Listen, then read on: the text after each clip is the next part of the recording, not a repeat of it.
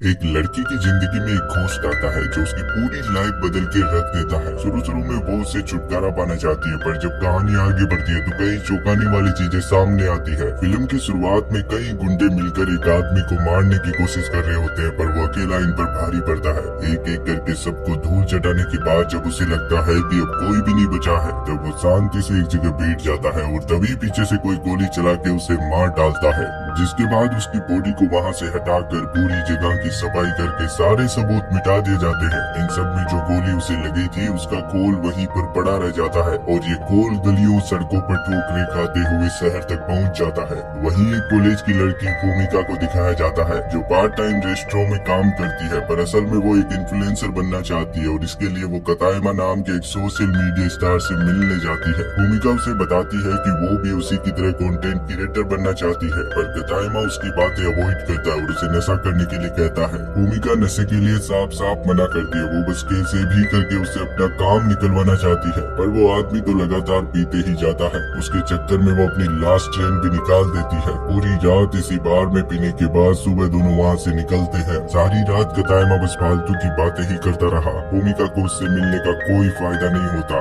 उसका मन कर रहा था कि कतायमा को लात मार के वहीं गिरा दे, पर वो ऐसा नहीं करती। घर जाते समय भूमिका सीढ़ियों में गिर जाती है और देखती है कि उसके सामने कोई बुलेट का खोल पड़ा है। वो उसे उठाकर देखती है तो कुछ पल के लिए जिस गन से वो गोली चली थी उसके विजन्स दिखाई पड़ते हैं। वो जल्दी से खुद को संभालती है और खोल को अपने पर्स में डालकर घर की तरफ निकल जाती है। अपार्टमेंट के सामने उसकी फ्रेंड माहो खड़ी थी जो बताती है कि वो आज अपने घर नहीं जा सकती। भूमिका उसके चेहरे की चोट को देखकर कहने लगती है कि तुम उससे ब्रेकअप क्यों नहीं कर लेती, जिसके बाद दोनों घर में चली आती है। अचानक भूमिका देखती है कि दरवाजे के पास कोई आदमी खड़ा है, जिसे देखकर वो चौंक जाती है। माहो पूछती है क्या हुआ, तो कहने लगती है कि ये आदमी कौन है। माहो नजर घुमाकर दरवाजे की ओर देखती है और कहती है कि तुम क्या बोल रही हो, वहाँ पर तो कोई भी नहीं है। भूमिका कहती है वो आदमी पूरा ब्लड में सना हुआ है और माहो को लगने लगता है कि जरूर उसने कोई नशा किया है। भूमिका उस आदमी की तरफ कुछ फेंकती है जो उसके आर पार निकल जाता है और ये देखते ही वो भूत चिल्लाने लगती है। माहो भी उसे देखकर थोड़ा घबरा जाती है। वो उसे शांत करने की कोशिश कर रही होती है और जब वो आदमी वहाँ से गायब हो जाता है तब जाकर भूमिका की सांस में सांस आती है। तभी माहो के पास कोई मैसेज आता है और वो कहती है कि मुझे जाना होगा। जाने से पहले वो भूमिका को डॉक्टर से मिलने की सलाह देकर जाती है। भूमिका जैसे ही अपार्टमेंट का दरवाजा बंद करके घूमती है, पीछे से उसी आदमी की आवाज आती है कि क्या उसे जाने देना ठीक था। भूमिका डर के मारे कोने में सिमट जाती है और कहती है कि इसने बात की। फिर दरवाजा खोलकर भागने की कोशिश करती है, पर जब वो आदमी देखता है कि ये गिरने वाली है तो उसका हाथ पकड़ लेता है,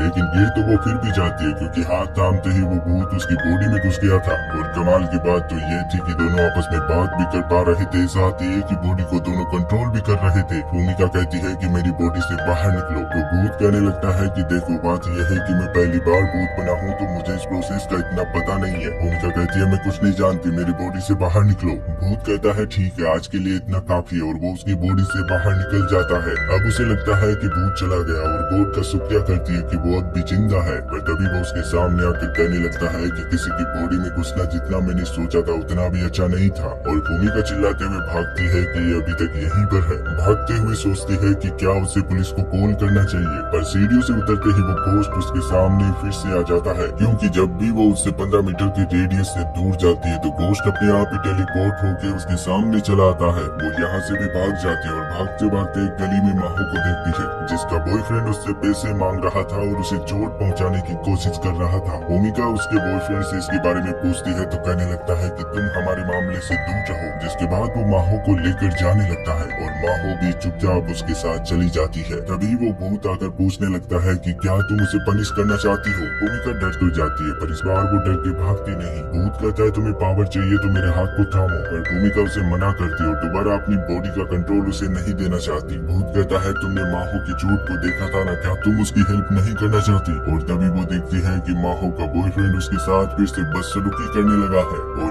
ये देखने के बाद वो भूत की बात मान जाती है। जैसे ही वो उसका हाथ थामती है भूत उसकी बॉडी में घुस जाता है। माहो का बॉयफ्रेंड जब उसे पंच मारने वाला होता है तो भूमिका उसका हाथ पकड़ लेती है और उसे घुमाकर एक जोरदार पंच मारती है, पर इसके बाद भी उसकी अकल ठिकाने नहीं आती और वो उसे जान से मारने की धमकी देता है। लेकिन दूसरे मुंह में तो उसकी सीटी बिट्टी खून हो जाती है और वो बेसुध होकर जमीन पर गिर जाता है, जिसके बाद भूत भी उसकी बॉडी से बाहर निकल आता है। लेकिन तभी उसका बॉयफ्रेंड फिर से खड़ा होकर भूमिका पे पे हमला करता है और उसका गला दबाकर मारने की कोशिश करता है। भूत उसे अपना हाथ थामने के लिए कहता है पर वो बहुत कोशिशों के बाद भी उसका हाथ नहीं पकड़ पाती। तभी माहो एक पत्थर से अपने बॉयफ्रेंड के सर पे मारती है और भूमिका की जान बचा लेती है। अब ये दोनों एक दूसरे को संभालती है और घर की तरफ चल देती है। वही वो भूत उस आदमी को देखता है और भूमिका से आकर कहता है कि तुम्हें देखना चाहिए वो जिंदा भी है या नहीं, ऐसे ब्रिक से कौन मारता है। भूमिका कोई जवाब नहीं देती, बस उसकी तरफ देखती रहती है और माहो पूछती है क्या सच में तुम्हें कोई दिखाई देता है। भूमिका हाँ में जवाब देती है। अब ये तीनों एक कॉफी शॉप में जाते हैं जहाँ पे भूमिका उसे भूत के बारे में सब कुछ बताती है कि उसे उसके अलावा ना कोई देख सकता है, ना सुन सकता है और ना ही टच कर सकता है। माहो कहती है मतलब कि जो फाइटिंग तुमने की थी वो असल में भूत कर रहा था। भूमिका कहती है हाँ वो मेरी बॉडी को कंट्रोल कर सकता है। तभी भूमिका अपने हाथ को देखती है और भूत पर चिल्लाती है कि देखो तुमने क्या किया। अब वो इंटरनेट पे सर्च करती है कि भूतों से पीछा कैसे छुड़ाए और तुरंत नमक की बोतल उठा के जहाँ पे वो बैठा था वहाँ पे गिराने लगती है। माहो उसे ऐसा करने से रोकती है और शांत करके बिठाती है क्योंकि आसपास के लोग उसे पागल समझ रहे थे। भूत कहता है मैंने तुम्हारी हेल्प की और तुम मुझ पर गुस्सा हो रही हो। भूमिका कहती है तो फिर यहाँ से चले जाओ।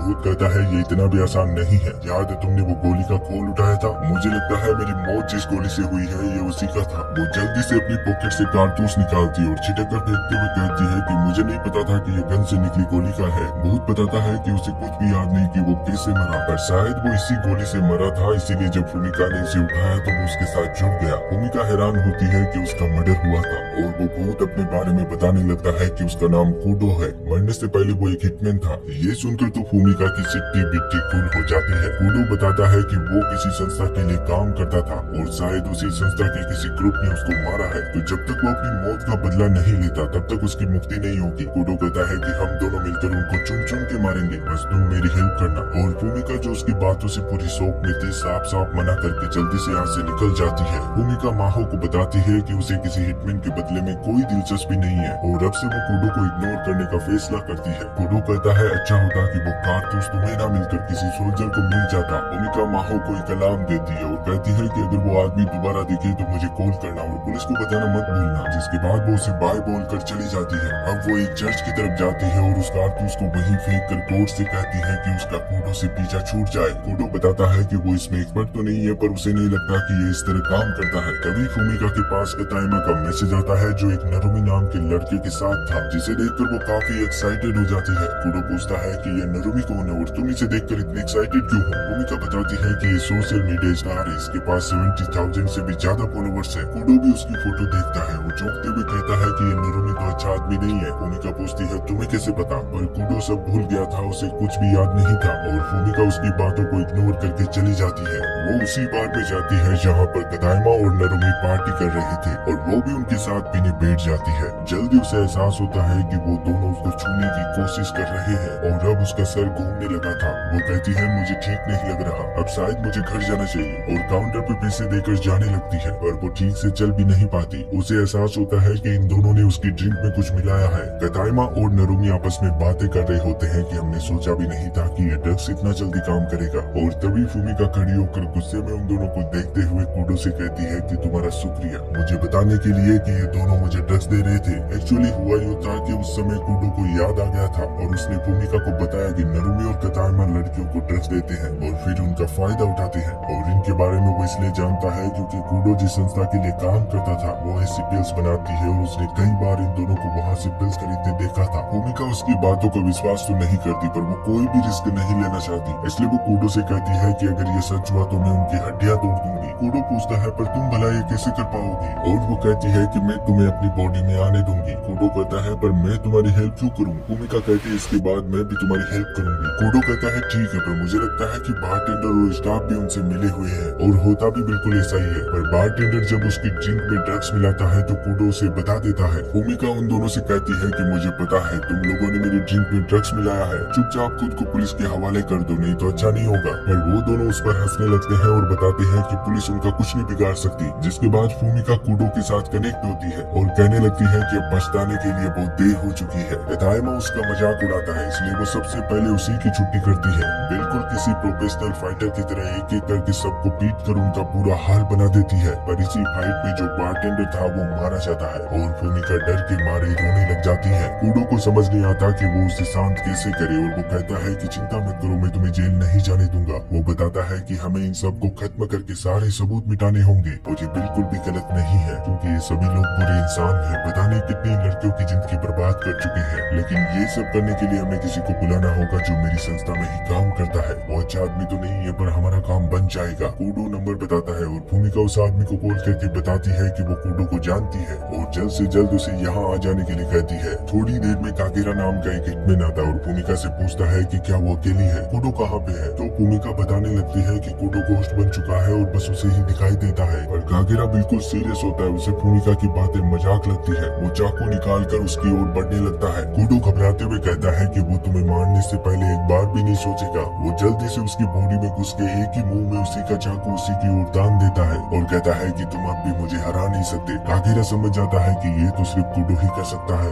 जिसके बाद भूमिका कूडो की बातें कागेरा को समझाती है और वो अपने काम पे लग जाता है। जितनी भी बॉडीज थी उन सबको एक गाड़ी में डालकर निकल पड़ती है। भूमिका रास्ते में कागेरा से कूडो की मौत के बारे में पूछती है। कागेरा बताता है कि इसके बारे में उसे ज्यादा नहीं पता, पर कुछ दिनों पहले ही उनकी संस्था के ओनर की मौत हो गई, जिसके बाद सारा काम उसके बेटे ने अपने हाथ में ले लिया। लेकिन नया ओनर गलत काम करने लगा और कूडो को ये बिल्कुल भी पसंद नहीं था। भूमिका कहती है मतलब कि ओनर ने ही कूडो को मारा है। तो कागेरा कहता है कि इसके बारे में वो नहीं जानता। अब वो उन सभी को उसी जगह लेकर जाता है जहाँ पर कूडो को मारा गया था और यहाँ आने के बाद कूडो को भी ये जगह जानी पहचानी सी लगती है। कागेरा उन सभी को खत्म करके अपना काम पूरा करता है, जिसके बाद वो भूमिका को उसके अपार्टमेंट के सामने ड्रॉप करता है और जाने से पहले पूछता है कि क्या कूडो सच में उसे दिखाई देता है। भूमिका हाँ में जवाब देती है और वो दोबारा कभी ना मिलने का बोल के चला जाता है। अपार्टमेंट पे आने के बाद भूमिका कूडो का शुक्रिया करती है और बताती है कि अगर वो नहीं होता तो पता नहीं वो लोग उसके साथ क्या करते। कूडो कहता है कि उसने पिछली लाइफ में कई लोगों को मारा है, पर इस आफ्टर लाइफ में उसे लोगों की हेल्प करके अच्छा लग रहा है। भूमिका कहती है फिर वादा करो कि तुम इस आफ्टर लाइफ में ऐसे ही हीरो बन के रहोगे, और कूडो भी उसकी बात मान जाता है।